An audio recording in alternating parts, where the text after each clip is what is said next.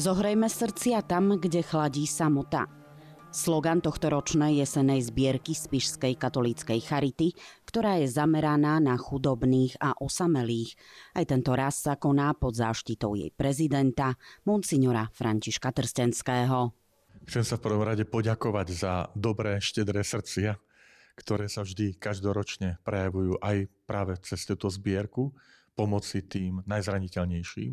Na Slovensku je dnes približne 980 000 ľudí ohrozených chudobou. Z toho necelých 30% býva v Prešovskom samosprávnom kraji. No a Slovensko tiež patrí medzi krajiny s najvyššou mierou osamelosti v Európe, hneď po Grécku a Cypre. Chudoba ekonomická, ale chcem aj zdôrazniť chudoba na medziľudské vzťahy.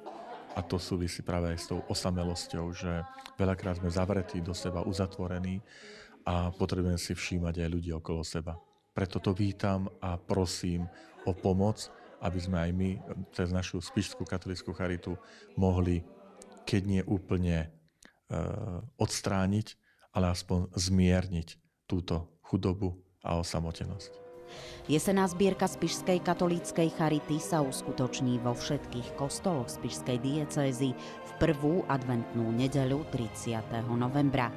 Prispieť však môžete až do konca kalendárneho roka priamo na náš účet. Ďakujeme.